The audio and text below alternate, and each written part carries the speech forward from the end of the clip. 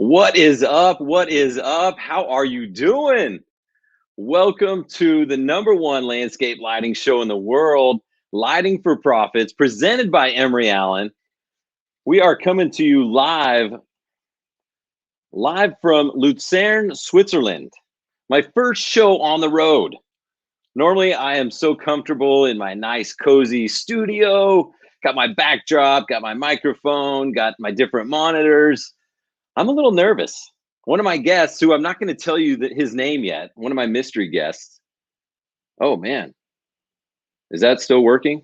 Oh man, having all sorts of malfunctions already. One of my guests was telling me, "Are you nervous?" or asking me, Are you nervous?" I'm like, "No, not normally, but today I'm a little bit nervous."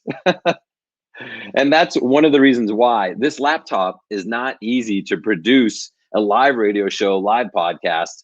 There's a lot of buttons to click. And if you accidentally hit the wrong one, then the music turns off just like it just did.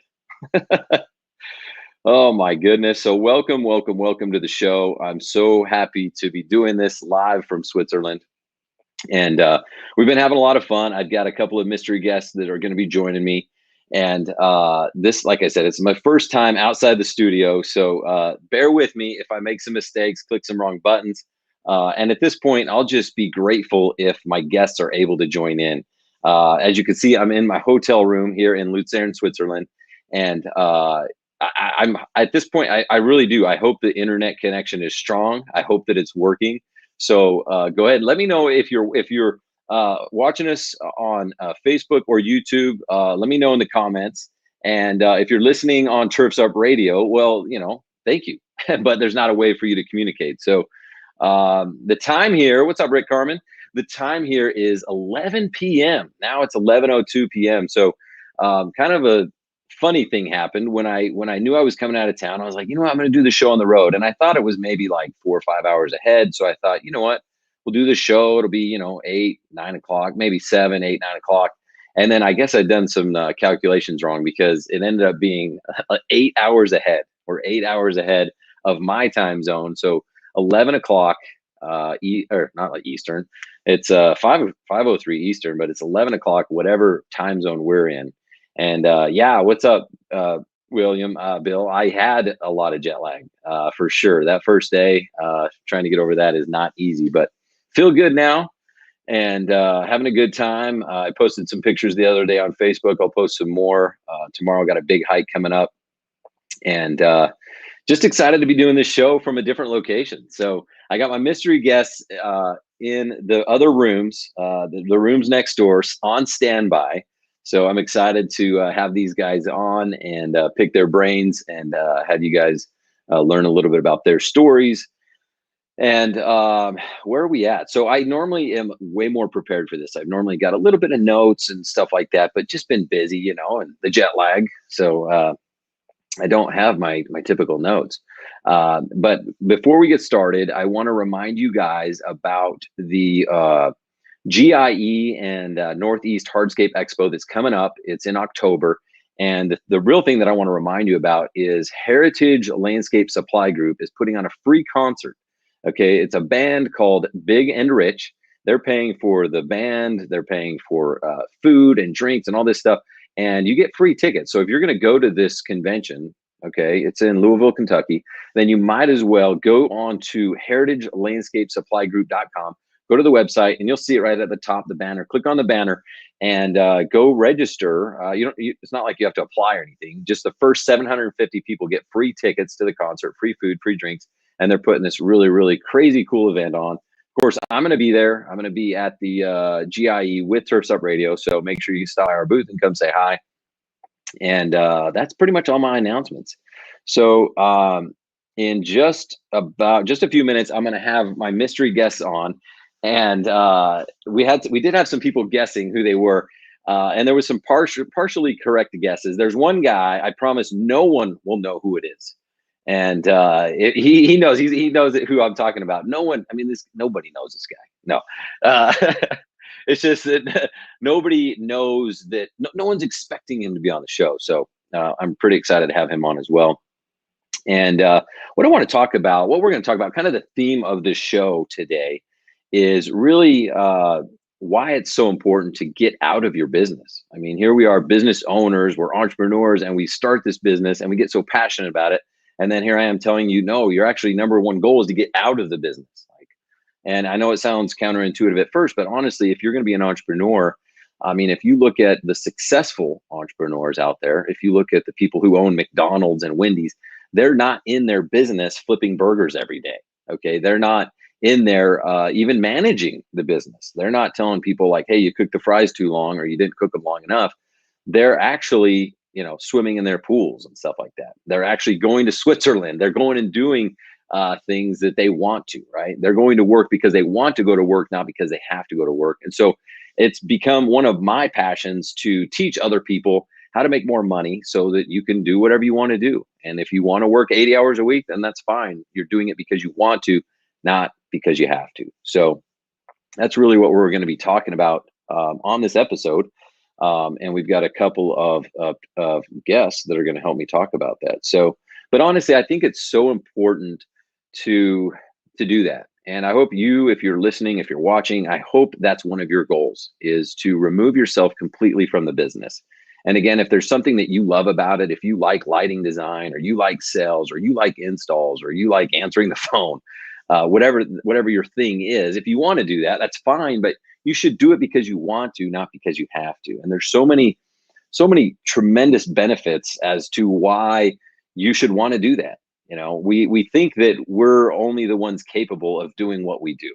No one can answer the phone as good as me, and no one can install as good as me, and no one can sell as good as me. But honestly, that's just not true, because maybe one of those things you really are the best at, but there's no way you're the best at all those things. And so if you want your company to be the best, if you want to add more value in the marketplace, it's actually more beneficial to hire your replacement one person at a time. And so, it's not easy. I remember thinking the same thing. I remember, man, I knew I kind of needed to hire a salesperson, but I'm like, I can't hire a salesperson. Like, no one's better at sales than me. The client just told me that the reason they went with me is because I'm the owner, and I'm meeting with them, and I believed that. I was like, yeah, they're grateful that the owner of the company is here. That's what won me the deal. Well, that was just a lie. That wasn't the thing that won me the deal. That's what they said. And so don't believe your customers, right? Don't believe them if they're telling that, because I finally got the courage to go, you know what, I'm just going to try, I'll hire this guy, and hired a salesperson, and he went and closed his very first deal. And guess what? He wasn't the owner of the company. So it's possible, right?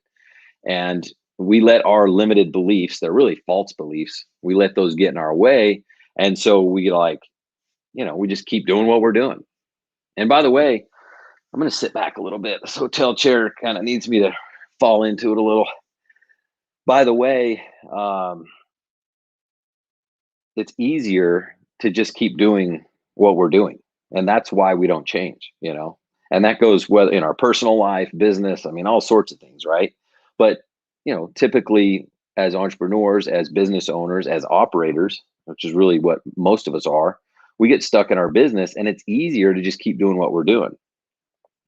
So I need to confess, because I started Landscape Lighting Secrets about a year ago. And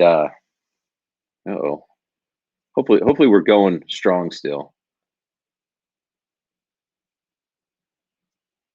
Trial limitations activated. I don't know. Let me know in the comments if you guys can hear me, because I'm getting some errors on my end. But man, now I'm getting like these errors and warnings and stuff like that. But anyway, I seriously lost my train of thought now. I really hope everyone can hear me. All right. Thank you. So I'm talking about really going from operator to owner, right? And it's hard to do. It's much easier to just keep doing what we're doing. And in my coaching business, I was like, well, I'll just start it and see how things are going and make sure I understand how the coaching business works and stuff like that.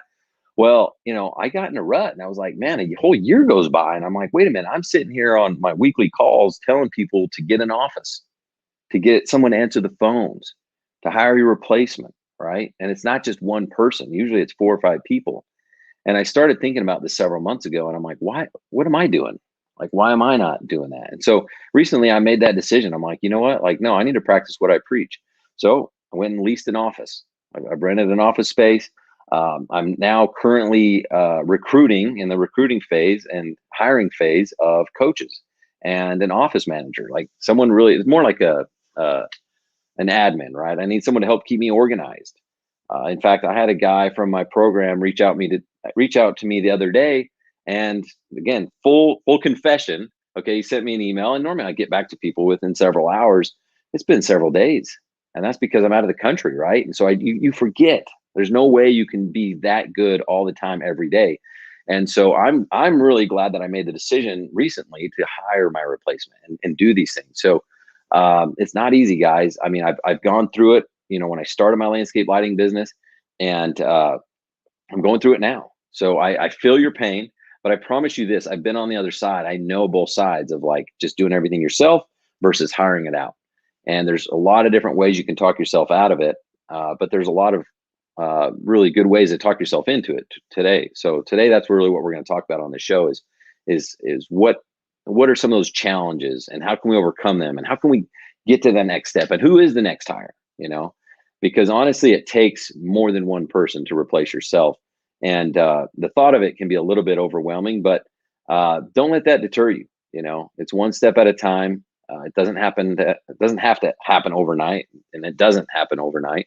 But I promise you this: your future self will thank you if you take the necessary steps to replace yourself. And again, you can still be passionate. I still love landscape lighting. I'll still go out and if you wanted me to go out and meet and do a demo, like I'd go do a demo. Like I love that stuff, right? But the point is, you get to go do that because you want to, not because you have to. And you've got people in place to manage the process and to follow the steps so that your customers are better taken care of.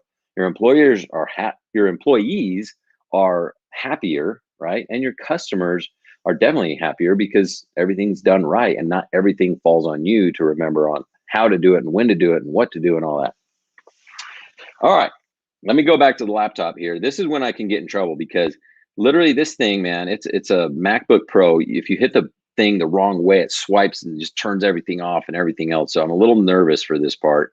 But what we're going to do, if I can figure this thing out, we are going to take just a quick break. You know, we've got sponsors now and whatnot. So we're going to, and by the way, do you like the Swiss music? I know you do. We're live from Switzerland, Lighting for Profits, presented by Emery Allen on Turfs Up Radio, your industry, your station. We'll be right back.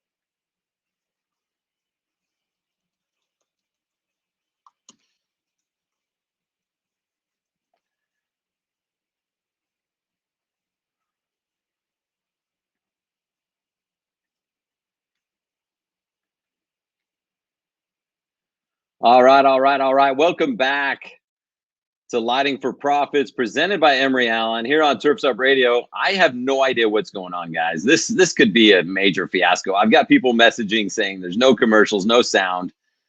I hope you can hear me. I mean, can you hear me at least? This is part of what happens when you do live shows. There's the opportunity for mess up. So I'm just going to keep plugging along and hope that you guys can see me. So let's welcome our guests. Let's get these guys in here. I guess you can hear me, but maybe not the background music and commercials. So I'm not sure what we are doing. Can you guys hear the music that's playing, by the way? Let me know tell me if you can hear the music that's playing. All right, let's do this. Let's welcome our guests, Mr. Justin Lee and Mr. Miles. What's your name, sir? Brandon Miles. We also have Bruce Kennison. Is Bruce there? Hey, there's Bruce. Yes. Hey, Ryan. What's up, buddy? All right. Well, listen, I guess the good news is this. I can hear you guys. Can you guys hear me? Yes. Yeah, we can. You guys can you hear the music or no? No. I couldn't hear music. Oh shit. So we might just cancel the commercials.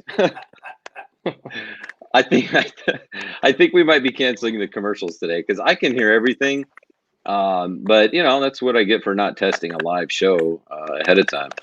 Anyway, what's up, guys? Welcome to Lighting for Profits. Good. As a mystery How you guest, doing, man? Really Long time no see. I would like to be provided with a mask of some sort or come behind a curtain as a true mystery guest. I would really appreciate that. But being alive, it's okay. We can still do this, right? Yeah, you're not a mystery guest anymore. Somebody is clicking big time. Are you doing that clicking noise again, Brandon? No, that would not be me. No. Can you guys hear anything clicking? I can hear it clicking. Yeah, I hear it. Brian. All right. You know what I'm going to do? I'm turning off these headphones. I hear static a little bit. Yeah. Well, for those of you listening, for those of you watching, I feel bad. I'm sorry. Maybe turn off your headphones. I don't know. Still hear clicking. It does sound like someone is typing. I totally agree with you, Rebecca.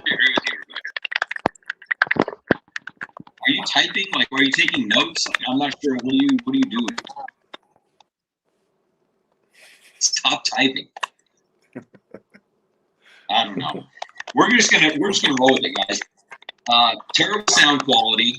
Screwed up on the commercials. I think I screwed up on some audio earlier too. I mean, it's going great. Wow. So let's start with you, Justin, because I know you're the most nervous. You love live events. We've had experience with this before. I think one thing that people have asked me about is, since you left your business, since you sold your business, were you expecting it to keep going, in the upward direction, or was it going to crash and burn after you left? And so I would ask people, like, well, what do you think is the best? Like, is it better if, would it be better for me if the business crashed because that showed how valuable I was? Or would it be better for me and how valuable I was because it would keep up and going? But how has business been going? Oh, business has been great. So, yeah, I was nervous. So, I don't know if people know our backstory. We started the business together, and then I bought Ryan out about 2 years ago. And when we were trying to negotiate a price, I'm like, man, you're going to leave. You're my best salesman. There's no way our sales going to keep increasing. I was scared. I'm not going to give you the number you're asking for. I know business is going to dive off. I was freaked out. And honestly, it's been the opposite. I work less. I think I used to work because I felt guilty that I had to look like I was working because Ryan was working. And so I think I work less now. And man, our profit, our sales have gone way up over the last 2 years. Even during COVID, we grew. We had a record year.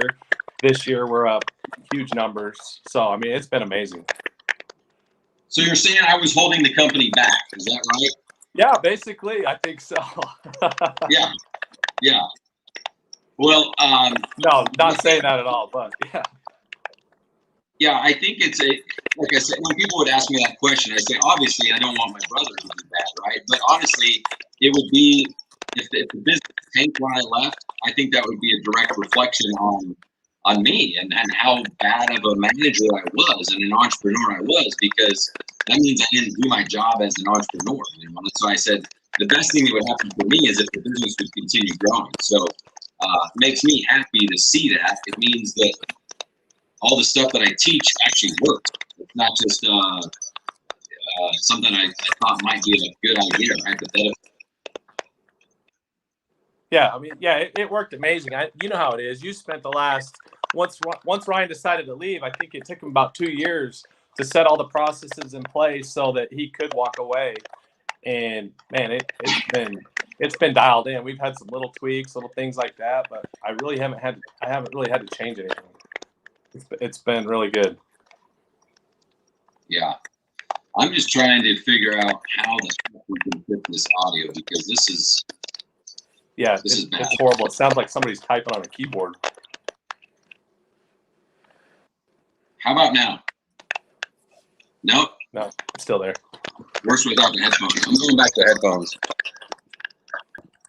Yeah, I'm gonna too.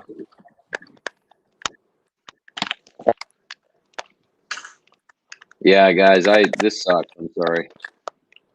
We've got the Swiss government is watching you, but recording with a typewriter. I like that, as they probably are. We got There we go. aliens. This sounds like that movie Signs. It totally does. They're clicking, Brandon. You're good at this. I'm not doing Okay, it. let's switch to Brandon for a quick minute, and then we'll come back to you, Justin. Brandon, tell us about yourself. Your company's called Lightscapes in Tampa. You've been doing this a long time, but yeah, introduce yourself. Yeah, Brandon Miles. Been doing this for 25 years.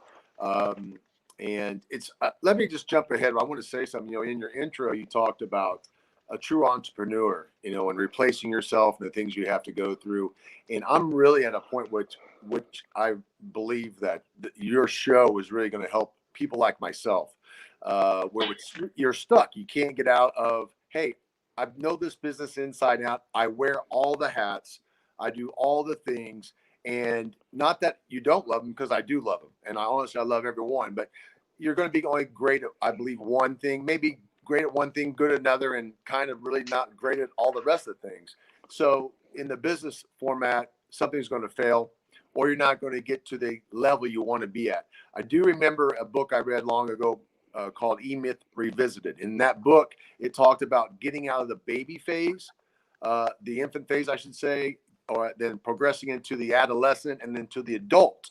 And in doing that, that's what you're talking about being able to, you can't wear every hat. You can't be the owner, CEO, office manager, the sales guy. It's just too much, and it wears you out. And that's kind of where I'm at right now. And I've been at a point in the beginning of my business where I actually did branch out, but I didn't do it the right way. In other words, I didn't find the right people I didn't plug the right cogs in.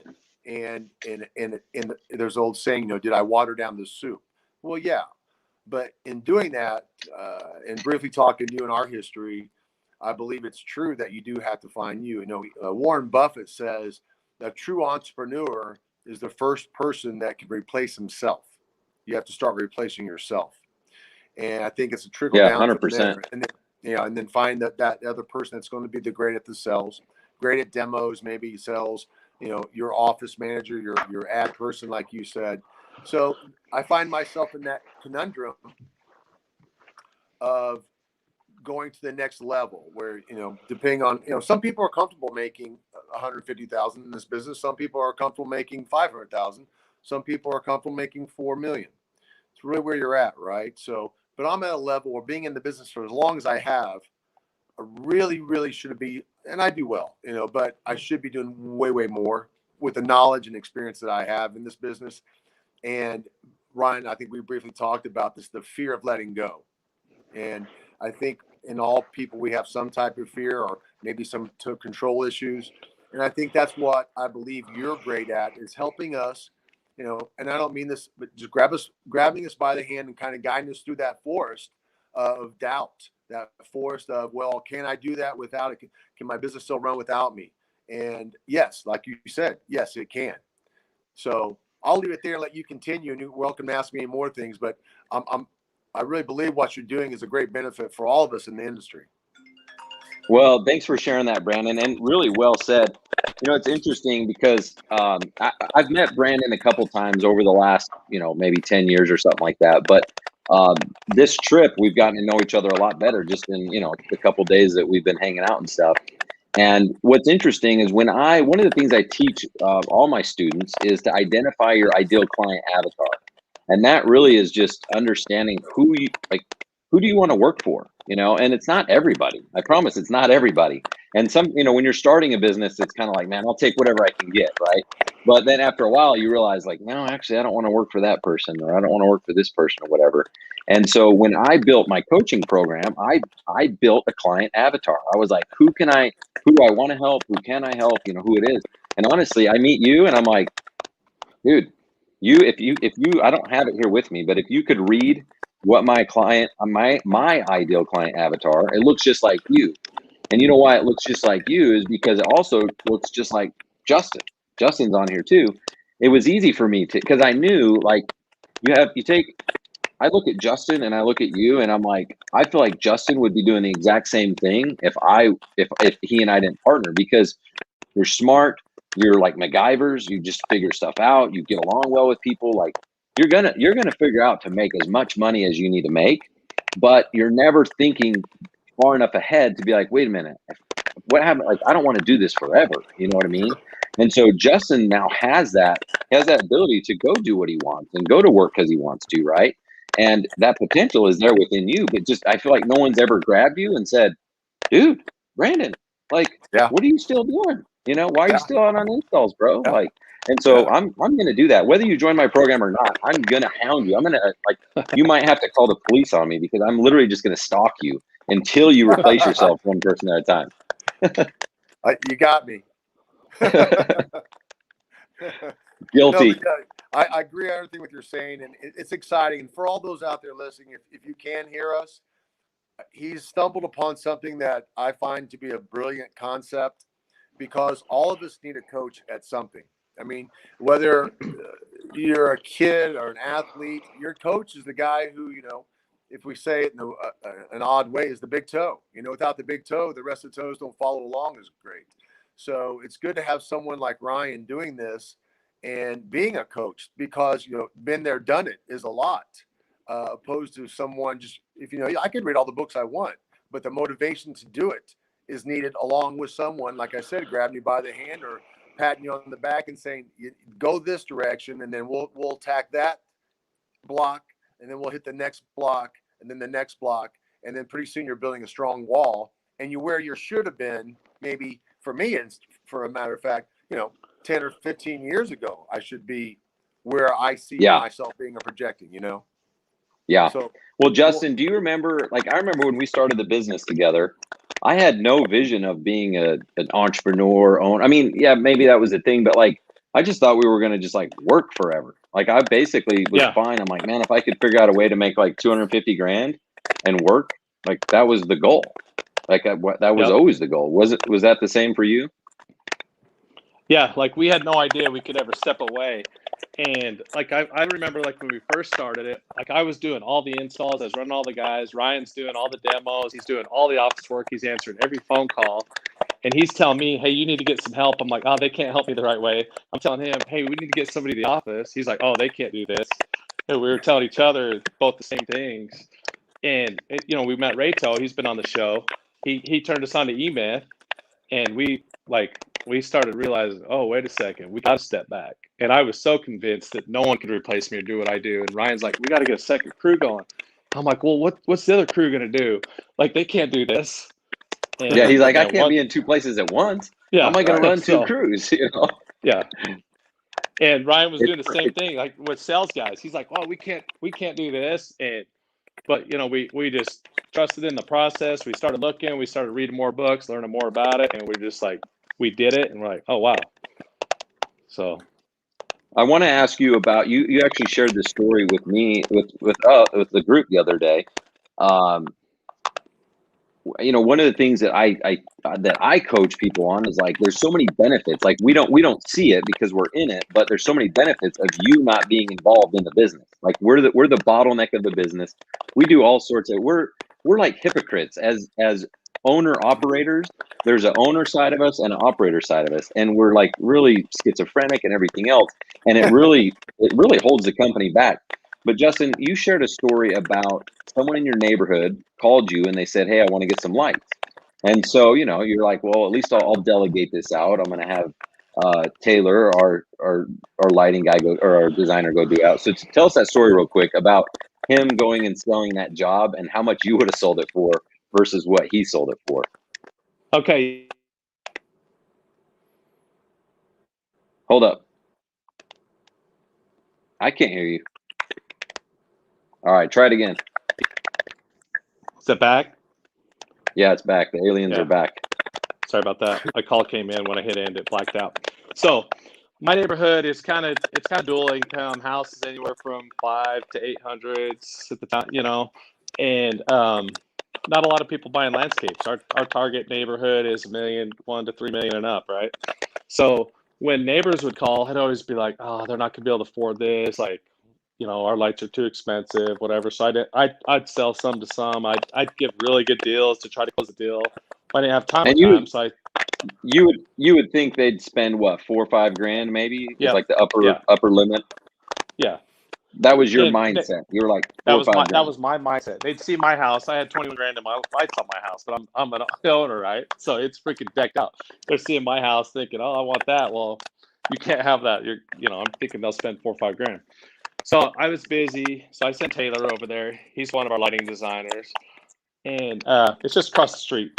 And so I finished dinner. I get the kids to bed. He's still over there, so I walk over to see how it's going. And he's in the middle of getting checked. And I think he's getting a check for like 14, 15 grand. It's ridiculous. I'm like, what the heck? How do you do that? And I just wouldn't have done that. I was pre-qualifying my neighbors. I was doing this. It's like, and so that's where we always do that. We get ourselves into trouble spending what we think we would spend and not what somebody else would spend. Yeah, I mean, you were like questioning him, like, "Are you guys sure you want to spend 14, 15 grand, And Taylor's probably like, yeah, like, "No, I already got the check for half." And because, we have limited beliefs too, right?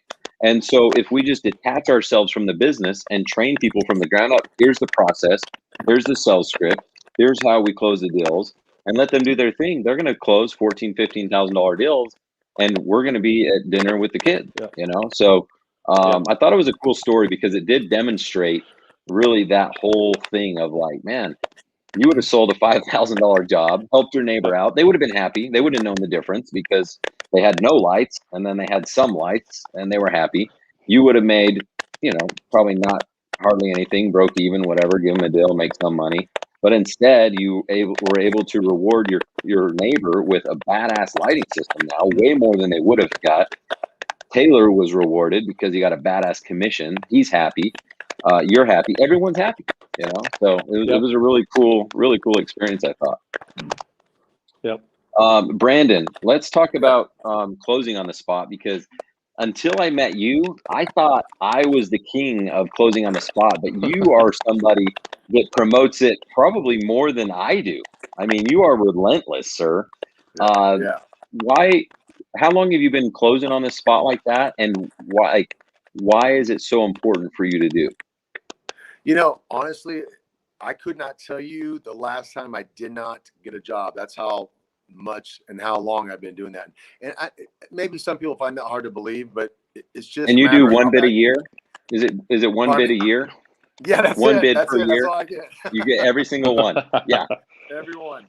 So, I know there's a pre-qualifying. Again, being in the business as long as I have for 25 years, of course, I'm very well known in my area. So I believe my reputation precedes itself, and I assume that's a very good reputation because I do close all my deals. But I just believe if I have the opportunity to come into someone's home and present myself, what I can offer them, as well as the product, the quality of product, the type of product, and give them an incomparable value, and a great product at, I should say, a world-class product at an incomparable value. And that's how I state it. And everyone has a number in their mind. When I walk to a door, I know that customer's got some number in their mind, what they want to spend on their budget. And, sometimes they go way beyond that number because they're just blown away by, the presentation and the product.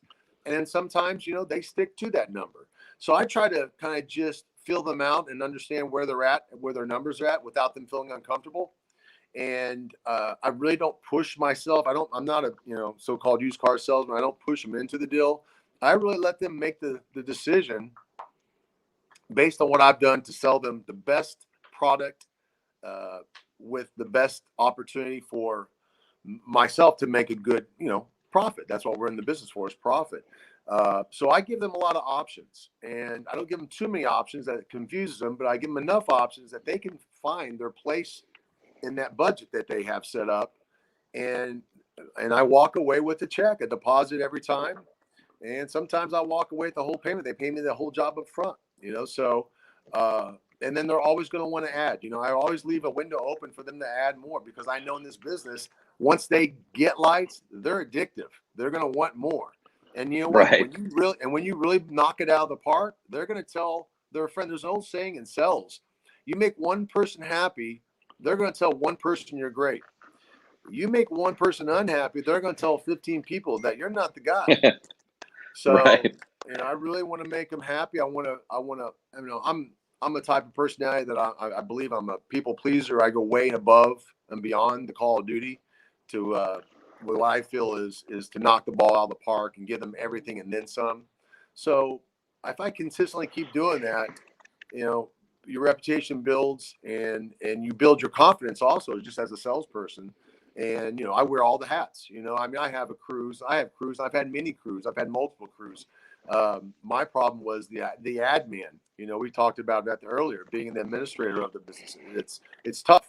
And I would love to be in that position, without getting off subject. I would love to be in that position where I can oversee. Hold up. Yeah. We can't get off this subject, because I want to ask you something about closing on the spot. A lot of people struggle with this. So I think you've got a lot of value. You've got a lot of experience. You're good at this. I like what you said about giving options. Right. So, when I started, and I tell you, almost everybody does this. When you start, you do all the research, the homework, you try some lights, and you're like, here's the light. This is what everyone's going to buy. This is the one that they have to buy. I know it. This is the best. I'm not going to install this garbage. I'm not going to install this. This is it. And you go and do that. And it's hard to sell every single job when you're just telling people what they're going to buy. That's the they don't problem. have freedom. I mean, you said it. Yeah, you said you give them options, you give them the freedom to choose.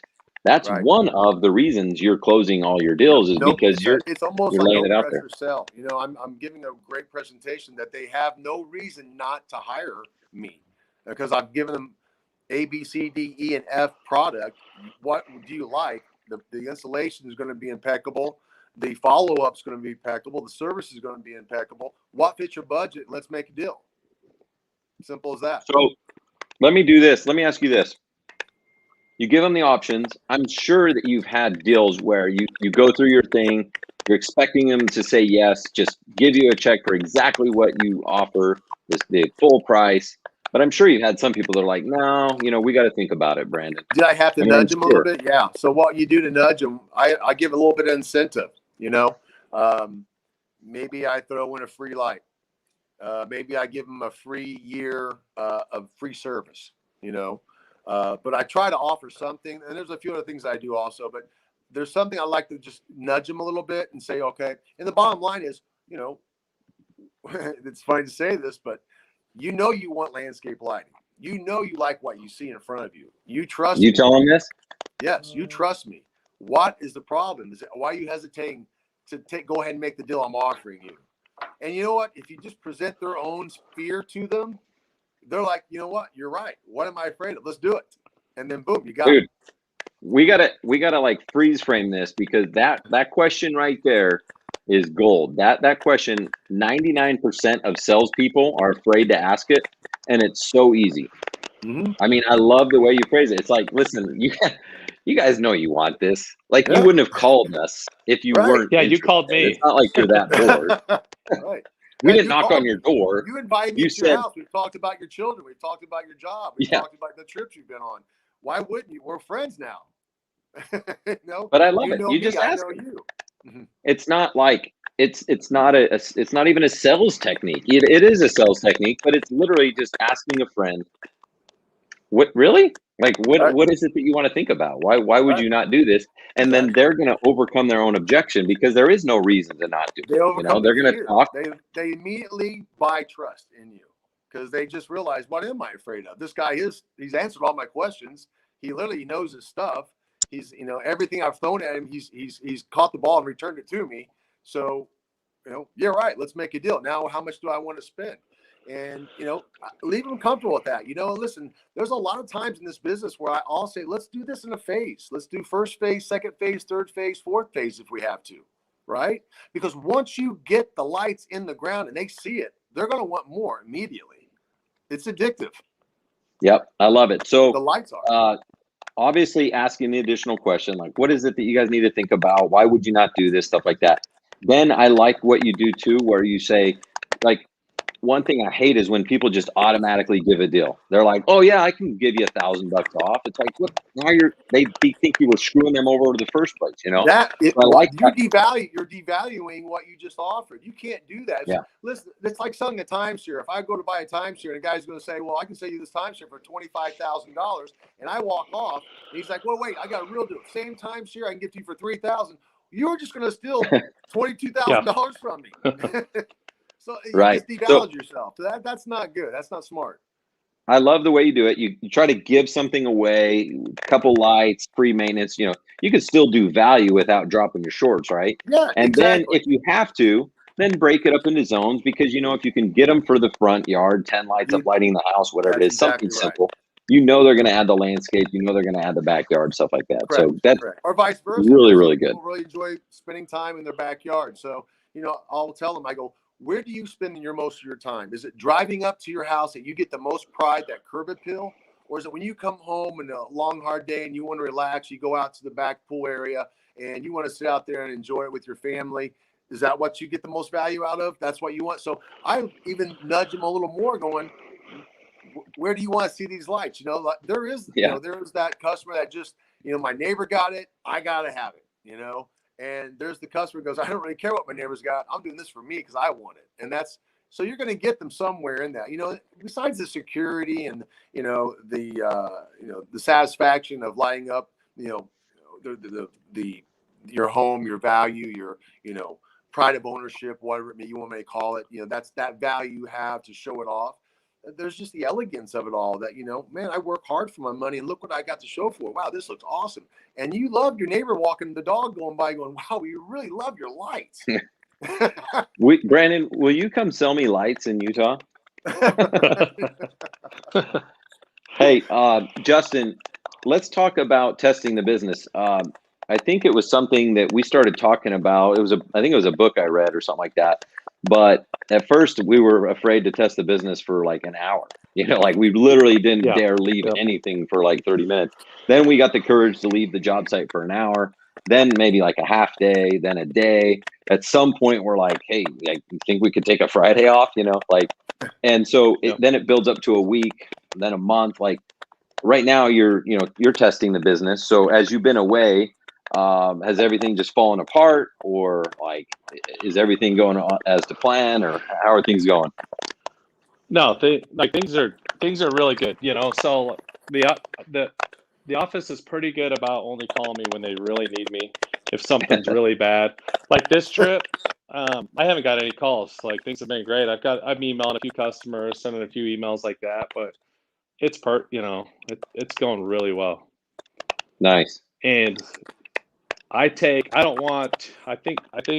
some of my some of our workers might be watching this. I don't really want to admit how much vacation I take, but it's a lot. Well, I mean, we're upwards of 10 weeks last year of vacation. So here's the thing. Here's what I like about testing the business. When you go back and you get the report from the office manager, you find out, okay, this did not go as planned, or we were late over here, or this customer's pissed, or whatever the problems are. It gives you a real look into your business and be like, okay, where are the problems, and you can go fix them. And the good thing about doing that is, you mentioned like employees wondering about how much time you take off, whatever.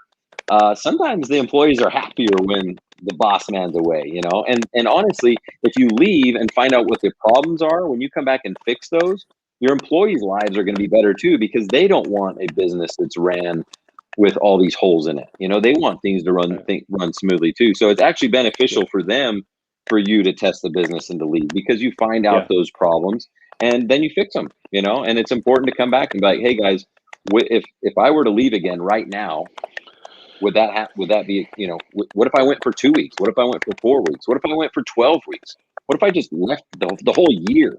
What would you do in this situation? So it's actually, we've definitely, I've gone through that. Sorry to cut you off, but yeah, no, go ahead. I've come back and my lighting designers are pissed, and they're like, hey, we have this problem. And the office is like, hey, these designers aren't doing this. I've come back to major problems, and I've had to address it, and I figure out, okay, is this something, what do you guys want to do? Is this something I need to fix? Is this something we need to make a new process? Like, when this happens, then this happens. So, I mean, you're going to have like some major disasters. You come back, the guy's quitting, you come, like, it gets nasty. So it's not easy like I'm painting it, but you come back, you've done a lot of testing. Move on. You've done 10 a lot of weeks in testing.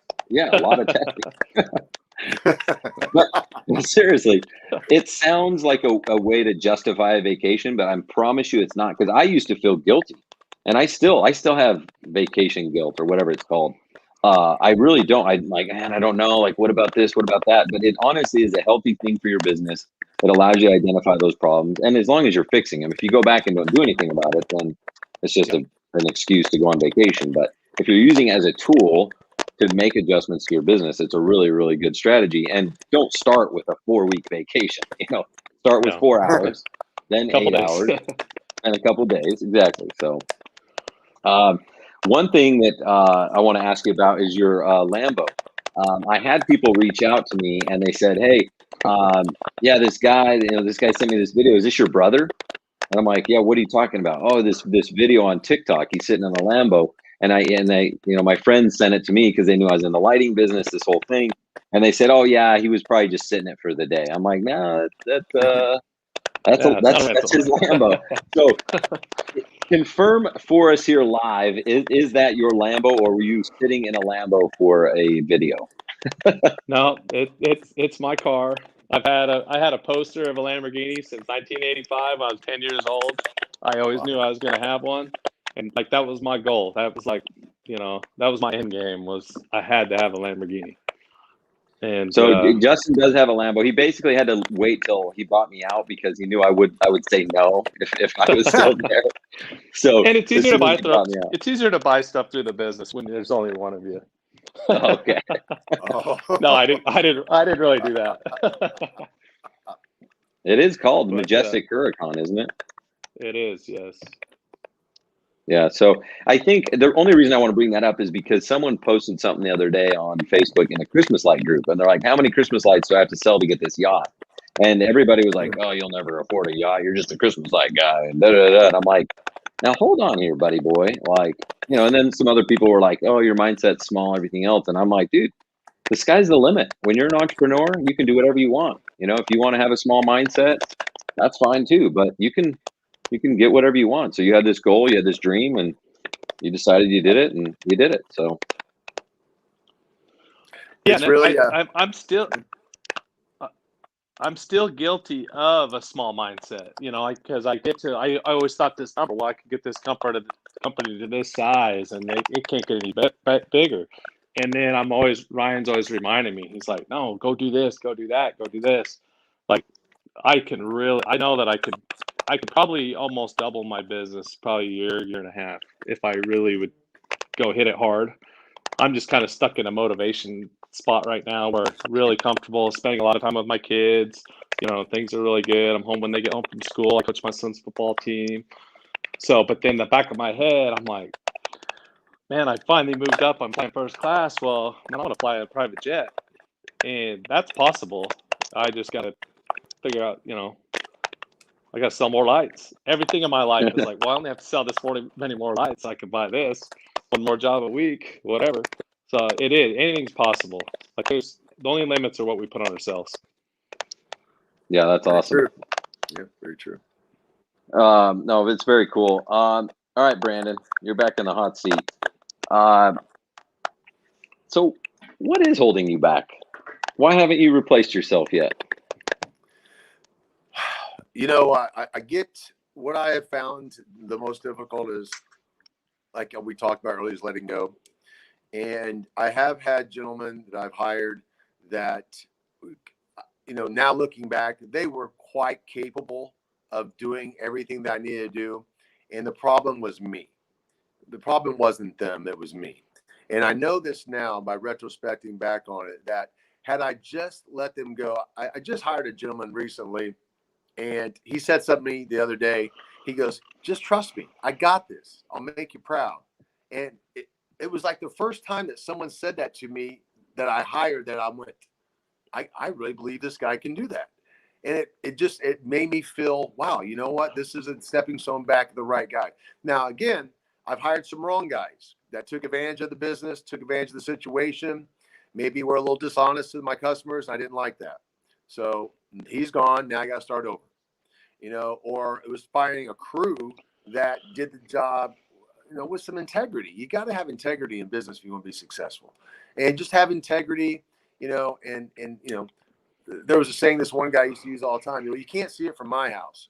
And that just drive me crazy, right? I'm like, why did you, well, you can't see it from my house, like, so you got some guys I hired wrong. So I've made some bad hiring decisions that's held me back, but I have to be honest, and it's good being honest because this helps me realize I had some good guys that I let slip through my fingers that knew what they were doing and had it right. And, they've moved on and started their own business down. They may not be as successful as I am, but they've got into the business because I taught them a lot and they learned a lot and they're out there doing it. But if I would just gave them a little more pat on the back and said, you know what, I got you, I trust you, probably would have been where I'm at. It's almost like running 100-yard dash and being so far in front that you look back and you trip, and everybody passes you by. And it seems like that I've done that so many times. And being in business as long as I have, I've been so close to where I want to have been, and then I tripped, fell, and then you lost the race, and you got to start over again. You got to start the training over again. You got to start everything. When I mean training, like you're an athlete and you're training for a race, you got to start back into it because now you scuffed your knees and now your pride's hurt. Now you got to go back to the beginning and start from scratch. So I've kept doing that. So I believe probably because I didn't have enough knowledge to realize that, and that's okay because in this day and age, ignorance is not an excuse because there's too much on the internet to find you and teach me this, teach me that, or a book to read. So self-education is a big part of it, and trusting yourself. Sometimes we doubt ourselves in this business. Oh my gosh, I'm never going to find a guy to replace me. In the brief time we talked a little bit about this, yeah, you can. He may not be you. He may never be you, but he's going to be good enough to do the job. And that's what I'm realizing now. So and he might be better. He might be better. Some of my guys are. Some of my guys are better than me. You're right. He might. Well, Brandon, I love what you shared because, well, here's the thing. People, I think, oftentimes think that it's like the way that I did it or the way that somebody else did it or another entrepreneur. It was like perfect and it went easy and it was smooth. Like they hired their first guy and it just went so great, right? So then what happens is they hire somebody and that person doesn't work out. We've all gone through this. You've gone through this. And then you're like, gosh, that sucked. I just wasted time, money. It would just be easier to do it myself. So we talk ourselves back into it. You're so what they right. don't realize is You're that the people who went to the next level, we all had those same failures. The difference was we didn't call them failures. We called them learning experiences. And when you said you had those people and you took some responsibility and said you didn't train them properly, whatever, that's true. Like there's certain times where we were like, man, that employee sucks. And it's like, Well, he wouldn't suck if we didn't suck as managers. If he had the actual training that he was supposed to have, he I probably didn't wouldn't coach him suck right. as bad. Right. Didn't coach him right. Correct. And sometimes we just make bad hires. There's great coaches in football and there's bad coaches in football, So there's no difference with us in this business, Well, So, you're right. You see players who they suck, right? And then they get traded to another team and they're like MVP of the league. And you're like, what? How'd that guy become MVP of the league? They've got Found the right coach. the ability, but they have bad managers. And as entrepreneurs, we're not managers. We're not technicians. We're supposed to be entrepreneurs. And so if we're not, then we should call somebody. Call me, guys. If you're not an entrepreneur and you realize that, partner with me. I will invest in your business and we will blow this shit up. We will There you take go. over the United States, right? If you're That's not, awesome. that's okay, right? It's okay to admit that you're not an entrepreneur. But if you are and you're like, no, I am an entrepreneur, that's okay too. But just own it and then hire a manager, hire a technician, hire someone to run the business and let them do the stuff that we suck at. I'm not that good at managing people, So I'm okay, but I'm honestly, I don't love it. It's not my passion. Like I want to go do sales, you know what I mean? So I'm in that process now of hiring my replacement. So it's just one of those things that I feel like someone just needs to go out and hit you over the head. I wish someone would have done it to me. When I started, I didn't know. Like Justin and I said, I was just trying to make 250 grand. And I just thought it would be easier to do it on my own than working for somebody else. But then you start putting in like 80-hour weeks and you're like, dude, this sucks. Like, this is not fun. Yeah. So you just nonstop. I get it. You're Yeah. get it. Yeah, I get it. It's absolutely right. You're 100% right. So for But those dude, out there listening and get it that Ryan's got something good right now, and I see nothing but incredible success for him and all those who all the lives that he touches and helps with. I see them having the same success. So bravo. No, thanks, man. I appreciate that. But honestly, this show is not about me. This show is about you, right? This is about you because you've got the potential, man. Like you've got more than the potential. You actually I'm like, what can I teach this guy? You already know how to sell. You already know how to design. You know how to install. You just need to do what I say now and hire your replacement. So let's do it right now. We're almost out of time. Who is your next hire? So is it going to be someone to answer the phone? Is it going to be an installer? Is it going to be a salesperson? Let's manifest that out to everybody and tell everyone who is your next hire. My next, I believe that where I'm at right now, and I have the guy that's going to be the crew leader, if you will. I have the guy that I believe is going to be able to talk to my customers and be that salesperson. So what's next? I need to expand. I need to expand. 2 more, maybe 3 more people to really help with the service calls, following up. But the admin, the CEO, if you will, besides myself, maybe. So we'll have to talk about that more because that's a defined question that I have to really sit and think about it. It's it's at a time right now, almost midnight here, and I'm fading fast. Yeah, we are. I'm gonna go. I'm trying to pull my eyelids up in here. I'm gonna go to sleep tonight and fall asleep thinking about that one. I'll wake you up at 6:30. We're doing a big hike in the morning, so you got plenty of time. You got 6.5 hours of sleep, but we'll leave it on that. I want to encourage anyone who is watching, anyone who's listening, define who your next hire is. Start putting that plan in place. Write down what it's going to take to get them in your company. Don't worry about, I can't afford them or it's not going to work. It's going to work. You can't afford them. Don't listen to your internal false beliefs. And I'm gonna be maybe we'll figure out how to do this, Brandon. But we're gonna track you live. We're gonna do a live updates with you to make sure we're holding you accountable throughout the next 12 months and make sure you're on. We got to get Brandon. We got to get Brandon out of the field. You can't ever touch a shovel again. It's awesome, man. I agree. All right. Well, listen, thanks, Justin. Thanks, Brandon. Thanks, Bruce. I know Bruce is probably passed out there somewhere. He didn't even get to come on, but they did such a great job. I just listened to everything they said. All right. Well, I appreciate you guys staying up late. And listen, everyone who's watching, listening, I feel terrible. We're going to probably redo this show. So sorry, Justin. Sorry, Brandon. We're going to do this again when we're in the States. I'm never doing a live show again in another country. Never going to go remote. All my fears, all my anxieties came true. It totally sucked. So, but I appreciate you guys sticking to the end if you did.